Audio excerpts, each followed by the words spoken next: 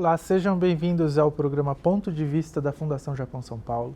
Meu nome é Vitor Hugo Keb, eu sou antropólogo e hoje eu vou conversar com uma pessoa muito importante na área de estudos sobre histórias em quadrinhos e artes. Eu vou conversar com a Sônia Luiten, que foi extremamente importante para a difusão, inclusive na área do campo acadêmico, para quem está interessado em estudar histórias em quadrinhos e mangá. Ela recebeu, inclusive, o reconhecimento do governo japonês com a comenda da Ordem do Sol Nascente com raios de ouro e prata pelo Imperador do Japão. Com vocês, Sônia Luiten.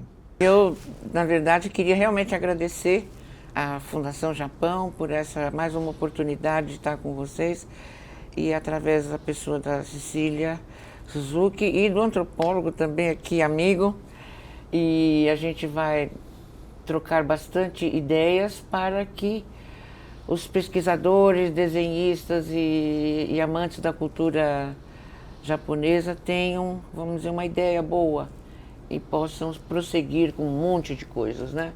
Vamos lá, então? Vamos lá. Vamos lá. A primeira pergunta eu acho que é importante ao começo de tudo. Sim. Né? Eu queria que a senhora pudesse falar um pouco mais sobre como foi, na década de 70, ter ministrado a primeira disciplina acadêmica sobre histórias em quadrinhos, num cenário em que envolve preconceito, que envolve uma resistência no entendimento da história em quadrinho como algo a ser estudado e algo até mesmo de ser digno de objeto acadêmico. Né?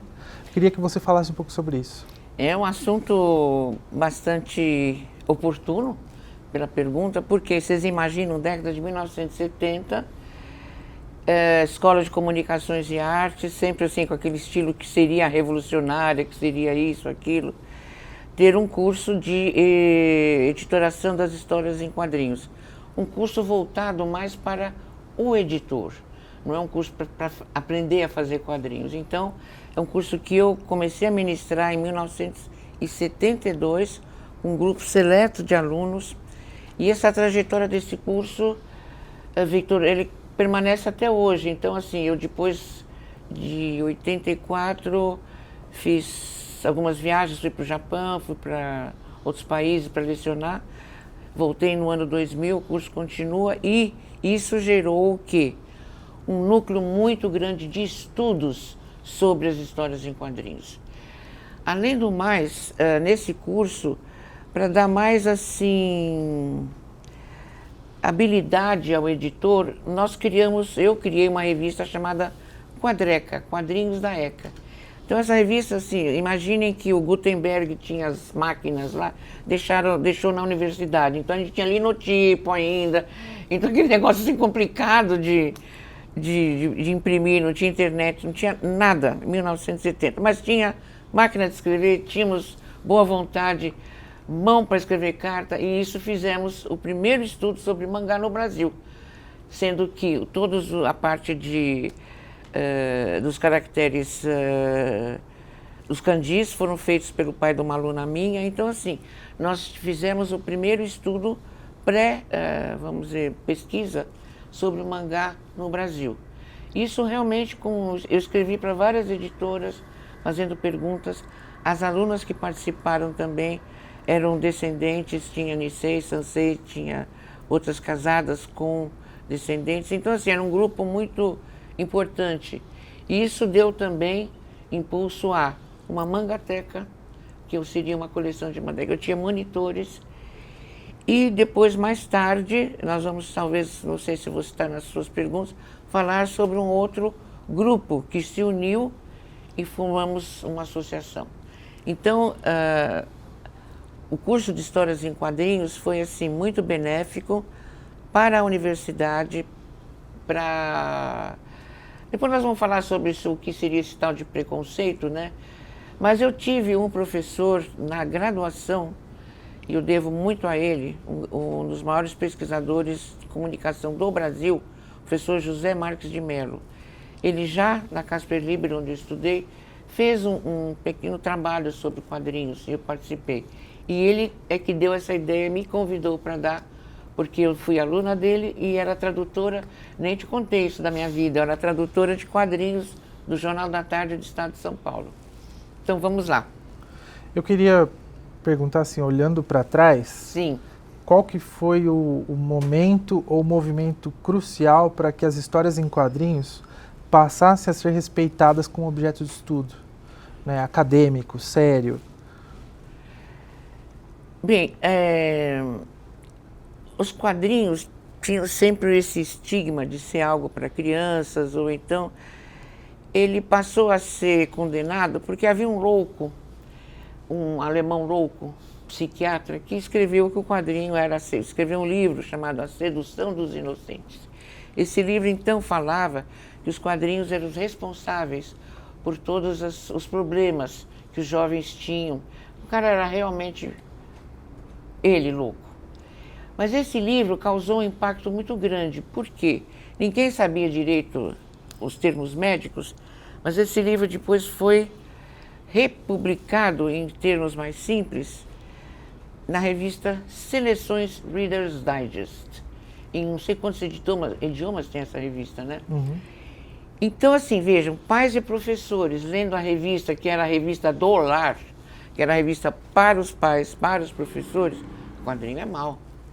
Então, esse estigma foi, não é a palavra graças é errado, foi em função, e que depois veio uma pesquisadora na própria USP, ela foi pesquisar esses artigos que ele escreveu, falsos. Ele distorceu, fez bias na pesquisa, e distorceu tudo para dizer que os quadrinhos eram maléficos às crianças. Então, a partir disso, depois que aquilo foi mais ou menos esclarecido, o movimento em pró-quadrinhos, o Brasil, olha, ele não fica atrás, não. Em 1952, um grande pesquisador, era o Álvaro Moya, fez uma exposição internacional de quadrinhos em São Paulo. Em 1970, o Museu de Arte São Paulo, o MASP, faz uma exposição internacional com gente da França, da Itália, em São Paulo. Então, assim, começa a crescer esse movimento junto com a academia. Então, assim, nós promovíamos muitas semanas de quadrinhos, convidávamos Maurício de Souza, convidávamos editores, e isso, então, cresceu. Além do mais, haviam muitos trabalhos de concurso, trabalhos de conclusão de curso que tinham quadrinhos como tema. Então, eu encorajava, por exemplo, os alunos a pedir para os orientadores para aceitar, que isso, assim, eu endossava. Então, assim, o início, nem sempre os orientadores achavam bom o tema. Ah, isso não é estudo. Mas, pouco a pouco, eu fui levando isso, fiz um livro com alunos meus da pós-graduação, foi editado pela Editoras Paulinas, quadrinhos de leitura crítica. Então, assim, tudo isso foi dando, mas isso é um processo lento de mastigar, de revolver, das pessoas entenderem, né, o que é isso. Hoje em dia, não sei se a gente vai depois falar sobre isso, a quantidade, isso é muito bom que a Fundação Japão ouça, a difusão que comecei com o mangá no Brasil gerou um sem número de teses, de TCCs, de mestrados e doutorados. As teses mais premiadas no troféu HQ Mix são de mangás e muitas mulheres trabalhando nessa área acadêmica. Acho que a gente continua agora com mais outros enfoques que você queira dar também, Vitor. Eu queria antes, né, para o telespectador, para quem não sabe ou que não é do universo, sim, o que é o prêmio HQ Mix e qual que é a relevância sim dele? Então, esse prêmio já tem há 36 anos. Não é prêmio, é um troféu. É um troféu dado aos melhores desenhistas. Sim, tem várias categorias. Desenhista, roteirista, letrista, aquarelista, melhor editora, melhor coleção infanto-juvenil. Enfim, é um prêmio que abarca e vai mudando. Por exemplo, agora, webtoons, quadrinho. Então, assim, é um prêmio que vai dando, vamos dizer, a cada ano, nós estamos no 30º alguma coisa, e ele foi fundado pelos 2 desenhistas, um é o José Alberto Lovetro, o Jal, e o outro é do Museu de Artes do MIG, Museu de Artes Gráficas, que é o Alberto Costa. Ele é arquiteto e o João é jornalista e desenhista.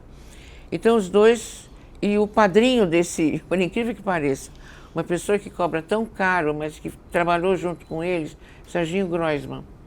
Serginho Groisman é apresentador desse troféu desde o primeiro até ontem. Estou dizendo esse ano, né? Agora vai ter em novembro a 37ª, alguma coisa assim. Então esse troféu é o Oscar dos quadrinhos. Eu introduzi há mais de 15 anos, eu falei, não basta só premiar desenhos, nós temos que premiar quem faz pesquisa. Então, vamos então dar um prêmio para pesquisa. Eu falei, não, eu quero 3.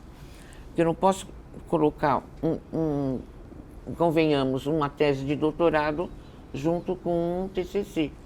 Então, com muito verba, custo, etc., 3 pesquisadores, eu falo assim, vocês, depois que a gente dá a premiação, eu falo assim, vocês são um orgulho do seu orientador, da sua universidade, da sua cidade e do seu estado e desse país. Por quê? Vocês passaram por uma dura, uma banca de jurados no seu mestrado, doutorado, etc., e uma banca pior ainda, que somos mais 5 doutores e pós-doutores escolhendo vocês. Então, muito orgulho. Então, assim, muitas vezes nos livros e nos quadrinhos vem assim, Prêmio HQ Mix. É igual assim, eu ganhei o Oscar, então é uma coisa muito boa que revela o que nós temos de bom em pesquisa nesse país, na área quadrinhos e cultura pop japonesa. Pensando assim, no contexto de pesquisa, o pesquisador iniciante, aquele que quer começar a entrar nesse universo, que conselho que a senhora daria para ele? O novo pesquisador, né? O pesquisador sempre é um fã, né? Eu também sou fã de quadrinhos. Mas o pesquisador não pode ser o fã fanático. Ele vai dirigir a pesquisa para aquilo que ele gosta ou para dar o resultado que ele quer. Então, a hora que ele separar, porque a gente tem que separar, eu também sou fã, separar o fã do pesquisador e pegar uma bibliografia é muito bom. Eu antigamente não aconselhava a usar a Wikipedia. Eu falei, gente, é muito geral. Hoje em dia eu falo, eu prefiro a Wikipedia do que a IA. Eu falo abertamente isso.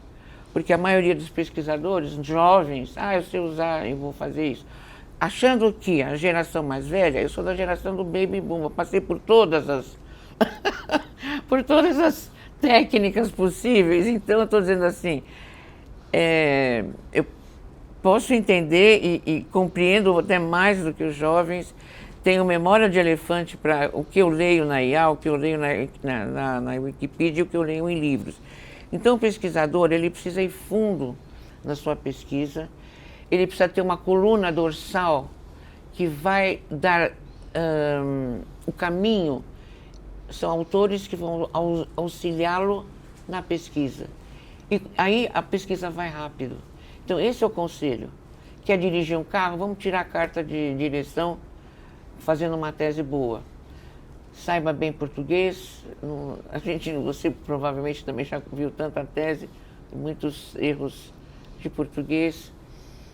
E, enfim, então o conselho que eu dou é esse. Mergulhe. E o conhecimento não é um mosaico de quebra-cabeça. É um conjunto. O quadrinho está ligado com história, com geografia, com astronomia, com tudo. Enfim, com todas as matérias. É como antes, filosofia, ela englobava muita coisa. Pelas histórias em quadrinhos, você conhece tudo. O país, como ele é, quem rege, qual é o lixo do país, quais verdades se fala que nos livros não se falam. O quadrinho é muito real. O mangá é muito real. A cultura pop, o hip hop, a música, ela fala aquilo que o povo tá sentindo, está fazendo, que muitas vezes a arte tradicional esconde. tanto a pintura quanto a literatura, aquela coisa muito formal. Sou fã. Pensando agora sobre Japão, Sim. cultura japonesa e mangá, sabendo que existe essa conexão entre o mangá e a cultura japonesa, né, cultura tradicional, cultura pop, o que a gente pode aprender sobre o Japão pelo mangá? Muita coisa. Tem muitos desenhistas que usam, vamos dizer, assuntos da cultura tradicional japonesa e colocam em forma de quadrinhos, de mangá. Então, você tem o Lobo Solitário, você tem todas aquelas histórias de samurai, as histórias sobre culinária, as histórias sobre música. Então, tudo isso, a cultura pop mostra o que a cultura tradicional sempre foi. Então, por exemplo, às vezes eu falo com os professores, peço para os alunos do primário analisar uma casa japonesa, isso para aluno pequeno, né? E depois comparar com as suas casas. Então, por exemplo, tem lá na mesa o bentô, o que eles comem, onde eles dormem. Então, a cultura tradicional está no quadrinho, está no mangá. Então, isso faz com que, primeiro, o jovem conheça as tradições e faz com que aprecie também o desenhista. Isso, então, eu vejo como um transporte. Não há desligamento, ao contrário, há ligamento, ligação, ligamento não, ligamento também, e a ligação entre as duas culturas. Uma não dispõe da outra e as duas só se complementam. Assim, como antropólogo, né? Antes da gente fazer a visita ao campo e fazer pesquisa etnográfica por meses, anos, a gente estuda muita teoria. Sim. Né? E assim como o trabalho da senhora, que inclusive lecionou no Japão por muito tempo. Como é que foi e como que essa vivência no Japão, ela mexeu com a sua percepção sobre comunicação, arte e as histórias em quadrinhos no Japão? Então, quando eu fui ao Japão, foi um convite de uma universidade japonesa, a Osaka Gaidai, né, de estudos estrangeiros, para lecionar. Quer dizer, eu não fui lá para estudar mangá. Então, o mangá era uma coisa que já estava, eu não pude fazer na minha tese de mestrado e nem no começo da minha tese de doutorado, quando eu estava no Japão. Então, eu fui lá para fazer, vamos dizer, como funcionária até do governo, era uma universidade governamental, então minha função lá era ensinar, né? Não pesquisar. Nem tinha tempo, por quê? Então aí vem a vivência. Então, como mulher, porque assim, muitas vezes vai o pesquisador e a esposa vai junto. Eu era a pesquisadora, eu era a docente que o marido foi junto para trabalhar também num outro lugar. Então, os dois trabalhando e com 3 crianças. Uma de 3 para 4, outra 7, outra 9, mais ou menos assim. Então, assim, eu tive a experiência como professora numa universidade onde havia só 2 professoras mulheres, eu e uma russa, na Osaka Gaidai. Era a professora russa e eu, o resto era tudo homem. Depois, mãe de 3 filhas, que não podia ir em reunião de professores, não podia pegar as crianças. Meu marido me ajudou muito nisso. A gente trocava. Depois, como vizinha. Então, assim, eu fiz uma relação muito boa. Então, eu chamava muitas vezes as vizinhas, eu falei, olha, vamos, eu quero aprender a fazer um monte de coisa. Então, assim, eu tinha um relacionamento, às vezes a gente se encontrava lá pondo lixo, aquelas coisas assim. Então, assim, eu tinha um relacionamento com vizinhos, com as mães das coleguinhas das minhas filhas, né? Então, elas me ensinaram a fazer, como é que chama? Aquele que a gente põe em conserva, o amarelinho com o nabo, como é que chama? A conserva aqui do nabo é o wasabi. Então, assim, o wasabi, eu fui aprender a colocar entre a casca do soja, pôr embaixo da pia. Então, assim, aprendi muita coisa. E eu entrava, o que você quer? Eu falei, não, tá bom, assim. Então, eu ensinava umas palavras em inglês. Então, assim, foi maravilhoso esse contato. Então, assim, eu me senti vizinha, mãe, entendeu? Agora, não é fácil. Não é fácil, porque eu saí de um Brasil, de um bairro e de uma casa que era grande, eu tinha as facilidades que a classe média tinha, eu tinha uma pessoa que cuidava da casa, tinha uma pessoa que cuidava das minhas filhas quando eu dava aula à noite, tinha uma pessoa que, enfim, fazia limpeza. E lá era eu, minhas 3 filhas, meu marido e eu. Então, e ninguém mexia uma palha lá dentro, porque, ela vai fazer, ela não. Eles achavam que estava no Brasil ainda. Então eu falava, olha, gente, depois de 3 meses eu fiquei muito estressada. Eu falei, não estou dando conta não, sentamos no chão. Eu falei, olha, vai ser assim, assim, se vocês não quiserem a gente volta. Não, mãe, a gente vai ajudar. Meu marido falou, já entendemos. E essa colaboração moldou o caráter das minhas filhas como pessoas que ajudam na casa. Porque eu falei, vocês não ajudam a limpar a classe na escola? No Brasil é a empregada que faz lá, né? Uhum. Aqui no Japão vocês então ajudam em casa também. Então essa fase do Japão para as minhas filhas foi muito boa. Eu tive uma formação de ajudar também, mas com a facilidade que a gente tem no Brasil de obter ajuda, né?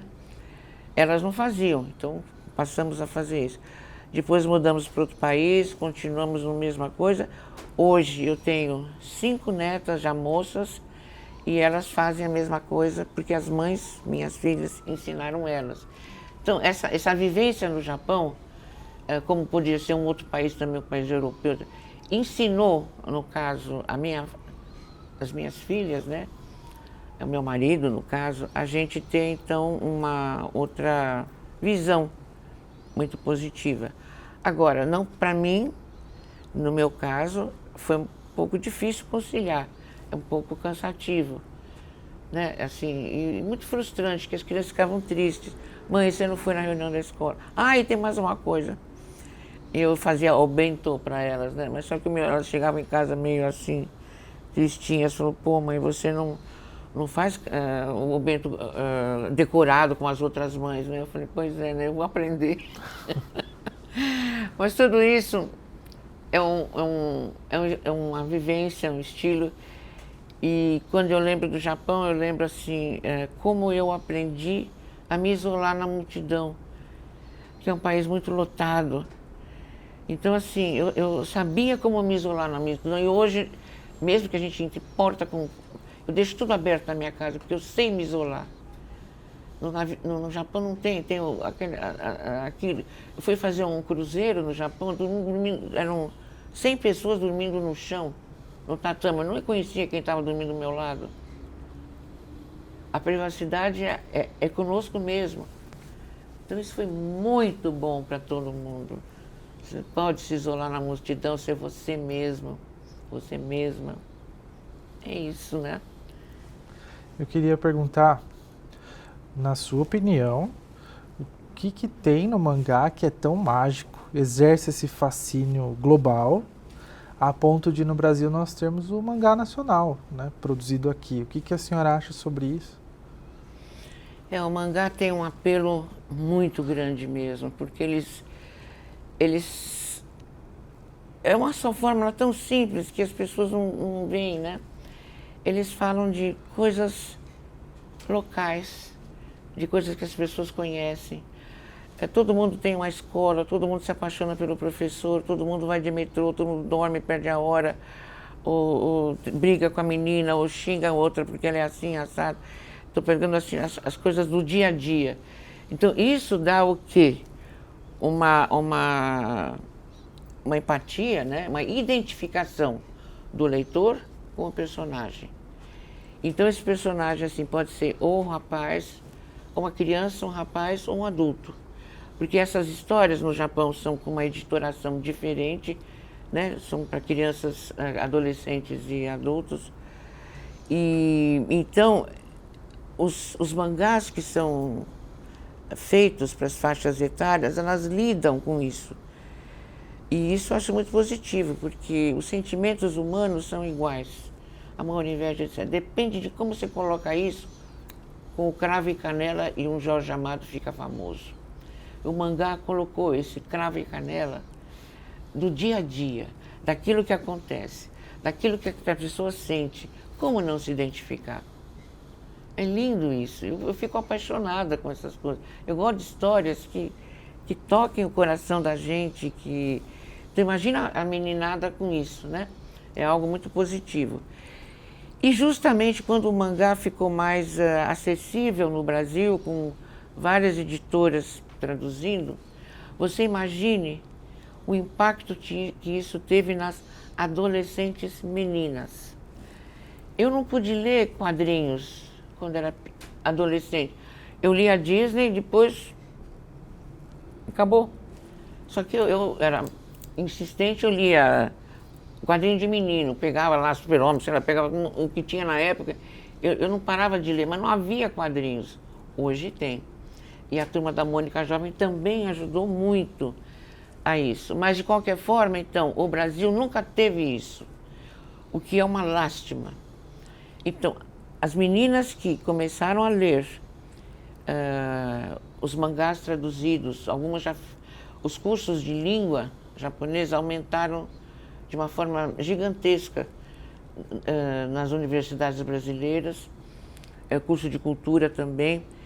Essas meninas se tornaram desenhistas, fizeram muitos fanzines. E eu tenho dessas meninas que eu conheci, garotas, pessoas que ficaram editoras, de grandes editoras, como Panini, como outras. Essas moças que leram mangá enquanto adolescentes. Que aquilo entrou na alma delas, elas se identificavam com isso.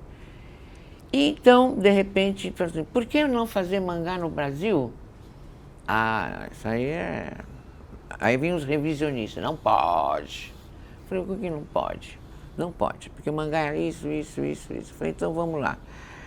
Vocês precisam primeiro entender história para depois reclamar. Da onde que vem a inspiração para muitos caras, todos os desenhistas da época do ukiyo-e? Vieram do Manet, Monet, etc. Eles também influenciaram. Vê também as figuras dos impressionistas franceses e flamengos. O Van Gogh atrás daquele Père, que o nome do quadro está cheio de coisas de ukiyo-e. Então começa aí esse intercâmbio de arte entre um continente e o outro. E o que acontece nisso? As influências vão tornando outras áreas híbridas. Essas artes se tornaram, vamos dizer, híbridas, né? E por outro lado, quando na época da abertura, na Era Meiji, o Japão começa a receber os estrangeiros, houve uma influência muito grande, né? Então trocaram o pincel pela pena, outras formas de quadrinização, de caricatura, que os desenhistas tradicionais não conheciam. Isso foi muito positivo, então inovou-se. Aí começaram a chegar produções estrangeiras, que eles assimilaram, mas não tinha a ver com eles. Então foi uma coisa assim de assimilação da técnica e o conteúdo próprio japonês, o que eu achei isso maravilhoso. Então, depois o próprio Tezuka também, ele foi muito influenciado pelo Disney, etc. Então, assim, isso todo mundo já sabe, o japonês, eles muitas vezes usam, pegam e ajaponesam as coisas, tornando-as nacional, né? Então, no Brasil tem muita gente que está fazendo mangá. Eu falei, tudo bem. Eu sempre falo, a arte é universal, vocês têm todo o direito de fazer, ninguém é dono do mangá. Mangá quer dizer história em quadrinhos. Quem que é o dono de história em quadrinhos? Ninguém, o Japão não é dono de mangá. Não tem copyright, o que é isso? Qualquer pessoa pode fazer. Só que não cai num erro, sempre avisei isso aos meninos, de fazer histórias ambientadas em Tóquio. Não vai resolver o problema de ninguém. Vocês têm que fazer histórias ambientadas naquilo que lhes é caro, naquilo que lhe é familiar, naquilo que o nosso leitor brasileiro vai se identificar. Então teve um primeiro ensaio que foi muito bom, tem uma cidadezinha no pé da serra chamada Paranapiacaba, e foi feito um mangá sobre um um fantasma de Paranapiacaba. Imagina só, eu conheço a cidade de Paranapiacaba, ela assim parece Londres, tem um Big Ben, tem neblina. Você imaginou ter um mangá com isso? Maravilhoso. E assim por diante foi feito. O que também nós fizemos muito, que isso é um assunto importante, sobre o mangá entre mulheres, muitas moças adolescentes usaram o mangá nos fanzines. Então, eu conheci uma série de fanzineiras e sempre as incentivei, porque o fanzine era uma forma, muitas vezes, o fanzine, o mangá e o quadrinho é arte. Então, a arte, ela solta, libera problemas, cura problemas. Quantas meninas foram estupradas, quantas meninas foram xingadas, assim, problemas de mulheres que os maridos batiam. Então eles colocavam na forma de quadrinhos os problemas que elas tinham dentro e quantas outras se identificaram com isso. E com isso podia sanar o problema, podia formar união entre elas, e foi o que aconteceu com a internet. Então, assim, tem um livro chamado As Brasineiras, que eu faço um capítulo sobre isso, sobre essas moças brasileiras que leem, fizeram e ficaram dentro de um posicionamento muito bom dentro da cultura pop brasileira, aí no caso, usando o mangá, né? Assim, você mencionou o Tezuka, o Osamu Tezuka, né? O deus do mangá. E aí, Mangá no Kami-sama. Vamos contar aqui como é que foi esse encontro. Ai, foi um encontro que você não imagina. Sabe esses namorados assim que a moça quer conhecer o rapaz e ele não sabe quem ela é? Então eu tive que me apresentar para ele não, para a equipe dele. Então assim, você imagina uma brasileira desconhecida no Japão, que eu era realmente fã eu assistia a Princesa e o Cavaleiro, era desenho animado, tudo, que queria conhecer o deus do quadrinho, Mangá no Kami-sama. Então, assim, para você chegar a uma pessoa importante, você tem que escrever. Eu, na época, era final, metade de 80, foram cartas, não tinha internet, assim, a internet não era assim, nem o WhatsApp. Então, eu tive que mandar cartas para o estúdio, e, na realidade, quem lia as cartas eram os auxiliares. E foi uma troca de cartas, assim, ao estilo japonês, com um prefácio bonito. Aí a gente depois discursava sobre o assunto. Foi muito interessante, mas levou muitos meses até uma aprovação de eu poder ir para Tóquio, porque eu morava em Osaka. Embora o Tezuka é da região do Kansai, né? Ele era pertinho de onde eu estava, lá em Osaka, Takarazuka. Bom, aí finalmente deu certo. Falei, o momento chegou. Então eu falei, como é que eu vou? Bom, eu tenho que pegar um Shinkansen, né? Vamos lá. E eu tinha uma grande amiga, uma professora Anisei, que era super amiga dela, a gente saía muito junto. Falei, você faria isso para mim? Olha, eu depois pago para você o que for, pago a sua passagem, tudo por minha conta, mas me ajuda, por favor. Não, pode deixar a professora, a gente, né? Aí, chegando lá, então, ainda teve um petit comitê lá que queria ver as perguntas. Falei, não, vamos lá. Enfim, eu finalmente, então, entrei no estúdio do Tezuka, muito bem recebido, uma pessoa de uma fala simples, fácil e profunda, né? Então, assim, falando sempre que o mangá ligava realmente a um sistema de comunicação universal, e por isso que eu falo, a arte é universal.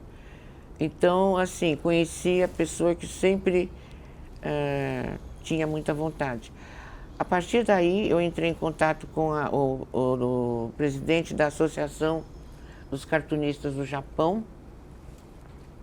Eu sempre era muito convidada para exposições, então eu encontrei o Tezuka mais algumas vezes em exposições, até o ato final, que foi quando ele faleceu, mas eu recebi um convite específico da Associação dos Cartunistas, que através da família eu poderia ir ao enterro dele. Então, acho que eu era a única estrangeira lá, eu recebi um presente da família que me deixou muito honrada.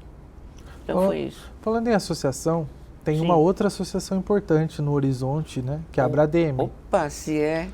Fala um pouco sobre a tal da Abrademe, para quem não sabe. Um dos fundadores, nós somos juntos os fundadores, ele era da Escola de Comunicações e Artes, não foi meu aluno de fazer publicidade e propaganda, que era o Francisco Noriuki Sato, e a esposa dele também, a Cristiane Sato, era advogada, a gente sempre teve um convívio muito, muito bom. E aí, então, o Francisco Noriuki, ele era uma pessoa assim também muito ativa, e ele queria fazer uma exposição no Bunkyo, sobre dos primeiros desenhos, não tinha associação nenhuma, assim, ilustradores de mangá. Então, isso deu muito certo.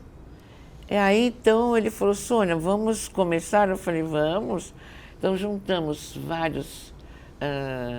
Quem nos apoiou também foi a Mitsuko Kawai. Ela traduziu algumas histórias de uma japonesa, depois eu vou lembrar direitinho. Então, assim, tínhamos grandes desenhistas, tínhamos nossa advogada, tínhamos nosso... E aí surgiu, então, uma associação chamada Abrademe, Associação Brasileira de Desenhistas. Aí eu acho que coloca assim, de mangá e ilustração. Aí fica certinho, não só desenhistas, mas mangá e ilustração, Abrademe. E assim foi, e logo depois eu fui para o Japão. Então o Francisco continuou, mas enquanto o Abrademe ficou, a Abrademe foi assim, algo muito positivo, porque eles eram muito ligados à cultura japonesa. O resto depois veio, depois da Abrademe, cobrava muito caro, era mais assim um evento comercial. Esses Mas a Abrademe não, manteve sempre isso. Fizemos, acho que o primeiro cosplay aqui no país, foi que eu conheci o da JBC, o Júnior, enfim. Eles foram pioneiros e eu sempre estive com eles. O ano passado, esse ano, a Abrademe fez 30 anos. Eles me pediram para fazer uma palestra, eu fui, e queriam que eu falasse do Tezuka também. Então, assim, eu quero muito bem a todos eles. Um pessoal muito bom. Eu queria fazer uma pergunta sobre essa grande capilarização que o mangá tem no Japão, né? E ele sendo usado como parte do conteúdo extracurricular na educação. O que a senhora acha disso? E de que forma isso poderia ajudar a gente no Brasil também? E como, né? Nossa, eu fiquei boba, porque assim, eu como mãe acompanhei muito as minhas meninas na escola. Então, além dos livros escolares, eles tinham, vamos dizer, outros livros que também auxiliavam em mangá. Então, esses livros, por exemplo, de ciências ou outras áreas, era uma coisa assim tão positiva que os alunos liam aquilo com muita facilidade e captavam muito conteúdo. E seria um material que eu diria o quê? Paradidático, alguma coisa assim. E assim, o mais importante, com os heróis deles. Então, por exemplo, vários desenhos que eles viam na televisão. Como é que chama o gato lá, o meu querido? Daqui a pouquinho vem ele, que nunca foi traduzido para o Brasil. Mas enfim, eu sei que as crianças gostavam muito desses livros. No Brasil não tem muito disso daí, então as editoras colocam o quadrinho no livro didático. E antigamente era um horror. Quando não sei se na época dos seus livros, quando você via a foto do Dom Pedro, ele estava lá com aquela espada falando independência ou morte. O Dom Pedro II sempre está velhinho, eu nunca tinha visto ele novo, depois ele era muito bonito até. Enfim, algo que não tinha nada a respeito disso. Hoje eles incluem, por exemplo, do Laerte, de outros desenhistas falando sobre algum assunto. Mas ainda não é o ideal. Eu acho que é preciso ter um complemento para a criança entender, né, Outro dia eu estava andando de carro lá em São Vicente, era hora do Brasil, é rapidinho. Estava dizendo assim, que agora o curso, as escolas vão dar um período integral, é isso? O que vão fazer com essas crianças? Precisa disso. Isso é o que sempre o desenhista Jal e eu propusemos às escolas, Eu preciso depois falar sobre essas professoras, se você me permite. Pode falar. Pode falar. Mas, enfim, a escola vai precisar disso. Os professores, mesmo 2026 ou antes, sempre tem, assim, a palavra preconceito aparece, né? Em relação a histórias em quadrinhos. Eu vou substituir essa palavra por duas outras palavras. Falta de conhecimento e medo. Aquilo que é desconhecido gera medo, e o que gera medo você se afasta. Então, o afastamento é o preconceito. Isso pode ser com quadrinhos, com gente, com qualquer coisa. Tem preconceito contra leite, não gosto disso, contra aquilo, você não conhece direito. Então, se você quiser que uma coisa seja bem sucedida numa escola, e isso eu sei porque eu fiquei 1 ano junto com o desenhista Jal em 2 escolas da Zona Leste de São Paulo, com os professores, para esse auxílio, porque isso não é um passatempo. Vai dar quadrinho, passatempo, olha, lê o gibi aí. É uma ferramenta para auxiliar o aprendizado e avaliação. Você precisa avaliar depois disso. Então, eu falei assim, eu não falei nada de preconceito, eu falei, gente, vamos fazer o seguinte, nós dois aqui vamos falar um pouquinho sobre quadrinhos, então vai ser uma coisa muito boa. Vocês já substituíram o verbo ver por ler imagem? Então, muitas vezes você fala, estou vendo uma imagem. Agora nós vamos aprender a ler a imagem. E ler a imagem é muito difícil. Aí eu citei um famoso sociólogo da Universidade de Barcelona, Joseph Català. O livro dele em espanhol é La imagen es complexa. A imagem é muito complexa, para saber ler. E muitas pessoas não sabem ler a imagem. Então, não gostei, isso aí é porcaria, não gosto disso. Por que está falando isso? Então, a saber por que aquilo está, a cor, como é que é. No momento que o professor entender que naquele balão tem todos os tempos de verbos de português, eu falarei, ou então o balãozinho com as bordas redondinhas é porque a pessoa está pensando. E uma criança da Indonésia, ou da Suécia e da Argentina sabe que ela está pensando. Você não precisa dizer que ela está pensando. Pode não entender o que está dentro. Então você precisa ler a imagem. Então, isso assim é um trabalho até exaustivo, mas que nós fizemos com os professores para que eles pudessem, então, indicar. Então, eu vou dar um exemplo prático. O professor de geografia estava com dificuldade de decorarem fenômenos nacionais. Eu falei, olha, peça para eles lerem e fazer uma página de história em quadrinho sobre um tsunami, sobre não sei quem, sobre um terremoto, um vulcão, sobre um rio. E eles humanizaram o vulcão, humanizaram uma onda, humanizaram até se ela era boazinha ou não. Então eles usaram o quadrinho para mostrar o que era isso e aquilo. Aluno de ensino médio, primeiras séries do ensino médio. Então, as pessoas passaram a ter assim a convivência. Aí depois disso, a avaliação. E os alunos conseguiram então rapidamente captar o sentido que o professor estava falando das forças da natureza, o que provocava isso e aquilo. Enfim, aqui estava meio com o nariz meio assim, né, meio... Era professor de português, mas isso não tem nada a ver comigo. Eu falei, professora, tem a ver sim, senhora. Você imaginou os alunos escrevendo na sua escola, quis com Z, como é que chama? Traz com Z, essas coisas assim, açúcar com 2 S's. Esse é um probleminha para a senhora, né? Então, nada melhor do que a gente ensinar e fazer com que os alunos saibam que o que os outros vão ver é aquilo que ele escreveu e que a senhora está aqui para ajudá-lo. Então, deu muito certo, eu não vou alongar, mas isso foi depois requerido por um shopping center local que nos forneceu papel. resmas e resmas de papel. A gente foi pedindo para ajudar a escola. Aí eles fizeram uma exposição, convidamos o Maurício de Souza sem cachê, sem tempo, sem nada, ele foi lá.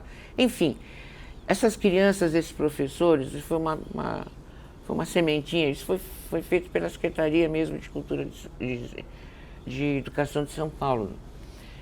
Vão lembrar para o resto da vida e provavelmente esses alunos vão reproduzir isso mais tarde. Então, são essas coisas de você descomplicar, não falar a palavra preconceito, mas falar a palavra desconhecimento, medo, e ajudá-los a vencer isso.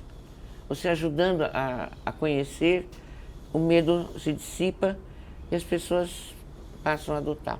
É mais ou menos assim. Agora uma pergunta mais pessoal. Opa! Assim, você gosta de... O lado não pesquisadora, né? O que você lê? Qual que é uma obra que pode ser das histórias em quadrinhos, que você leu recentemente, te chamou a atenção? Olha, eu sempre li muitos livros da minha área, mas desde a adolescência, final da adolescência, eu li ficção científica. Sou uma leitora, assim, ávida. No Brasil não tinha muitos autores. Eu comprava uns livrinhos que vinham de Portugal, chamava... Editora Europa. Eternauta, coleção. Ah! Eu tenho todos, do número 2, 3, e meu marido também comprava. Então eu li todos aqueles grandes autores. Eu sou fã de ficção científica porque é aquilo que o homem projeta. Isso me ajuda muito nas análises. E segundo, sou fã também de contos, vamos dizer, policiais, da Agatha Christie. Então aquilo tem enredo. Eu sempre, quando dou aula de redação para quadrinhos, né, vamos dizer, argumento, eu falo assim, a Agatha Christie pega um anúncio de jornal, aluga-se quarto para moças, ela faz um livro de suspense. Então eu dei para os alunos várias manchetes, falei, façam quadrinhos. Tinha um jornal, achei na internet um jornal da última hora, era um jornal de sensacionalismo, então ele punha aquelas manchetes assim, aluno tirou o tênis e ficou com chulé, a classe inteira, faça uma história em quadrinhos, né? Enfim, então o conto policial para mim tinha um motivo, tem começo, meio e fim, então eu sempre li muito isso. Quanto a quadrinhos, eu me empolgo sempre com aquilo que tem na época, primeiro. Então li tudo que é Disney, li grandes sobre heróis, super-heróis, não gosto de tudo, mas li muito Maurício, li muito Ziraldo, sempre gostei das histórias do Ziraldo, porque ele me toca o coração de forma grande com as histórias do Pererê, ele foi um grande cara. Depois, aí, a época que eu parei um pouco, porque aí você fica na vida trabalhando, você não tem muito tempo. Quando eu fui para o Japão, eu comecei era a época fundamental do Miyazaki, né? Então eu assisti, acho que tudo que era dele, e fiquei um grande fã, como eu sou até hoje, umas histórias muito boas. E aquilo que as minhas filhas liam, eu passei a acompanhar. Aquele gatinho robô, isso não vem na minha cabeça, mas vi muito... Doraemon. O Doraemon é uma coisa assim, que não veio para o Brasil, não sei porquê. Mas minhas filhas amam de paixão, amavam na época, e eu também gosto. Então comecei a ver aquelas coisas que as minhas filhas liam, era mais fácil para mim. Aí mais tarde comecei então a pegar as autoras, que eu também gostava muito, umas coisas já antigas, da década das 24, que fizeram a Rosa de Versailles. Eu li tudo aquilo que era de mangá, do shoujo mangá, que eu queria conhecer aquilo. Agora eu gosto muito das desenhistas do grupo Clamp. Aquelas mulheres são fabulosas, fabulosas, fabulosas. E depois, mais tarde, então, tem o Tezuka Osamu, que eu li bastante da obra dele, bastante mesmo. Aí depois comecei a ler outros interesses do pós-guerra japonês, pegando outros desenhistas, outras formas de mangá, né? Então, assim, eu não, é difícil, não estou eu me omitindo, não.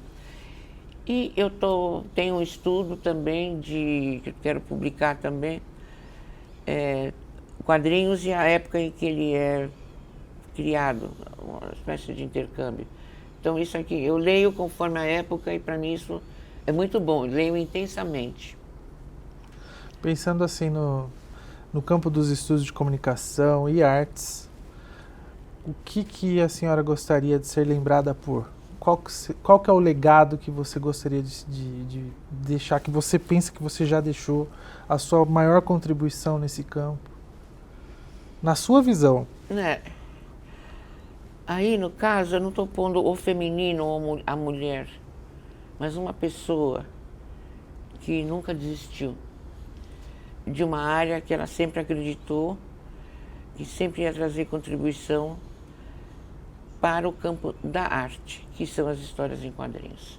O mangá está incluído, a cultura pop japonesa. Então, assim, tudo aquilo que eu fiz, que eu escrevi, eu fui convidada pelo Caio Graco, que era da Brasiliense, para escrever o que é história em quadrinhos. Então, tudo isso me honrou muito. Alguém que, então, em 10 anos eu consegui escrever muita coisa que eu fui convidada, desde 72, aquelas da coleção brasiliense, foi uma década de 80. Uma honra muito grande, ao lado da Marilene Achaui, escrevendo o que é filosofia. Então, assim, isso é um legado. O livro desatualizado deve estar, mas foi um beabá para muita gente, quadrinhos e leitura crítica. E o meu livro principal, que é Mangá, O Poder dos Quadrinhos Japoneses. Esse, sim, é um livro que cada parágrafo gerou novos pesquisadores, e eu apoio totalmente. Se eu me concentrasse como assim, a dona do mangá, isso é um egoísmo muito grande. Então, quanto mais gente ou mais pessoas, o incentivo a mais pesquisadores, eu ampliei para o Brasil todo, realmente, pesquisadores ou gente que lida na área. Eu acho que isso é um legado que eu me sinto confortável e que não precisa ser lembrado. Eu estou fazendo ainda. Isso é mais importante. Eu queria muito te agradecer, Sônia, pela contribuição, pela entrevista, pela contribuição nesse campo todo. Né? Eu espero que você em casa tenha curtido também o nosso bate-papo. Né? Eu queria mais uma vez agradecer a sua presença aqui no Ponto de Vista da Fundação Japão. Eu quem agradeço, e eu sempre falo assim que umas respostas saem boas porque as perguntas são boas. Então, eu gostaria de elogiar o trabalho que você e a Cecília fizeram na condução desse questionário. Para mim foi fácil, porque as perguntas eram boas. Então, muito obrigada por tudo, tá? Obrigado mais uma vez. E eu continuo falando aqui da Biblioteca da Fundação Japão São Paulo, no programa Ponto de Vista. Uma coisa super importante é que a Fundação Japão ela apoia estudos envolvendo pesquisa sobre o Japão. Eu espero que a conversa com a Sônia Luiten tenha sido também um estalinho. Vai uma ser. Provocação. Alguém vai e eles me põem na mala junto. Eu acho que eu espero que essa entrevista tenha sido útil para vocês, para incentivar vocês, provocar vocês para pensarem em temas que podem ser interessantes. E para isso a Fundação Japão São Paulo está aqui para vocês. Um abraço para vocês. Até logo. E parabéns a todos da equipe aqui.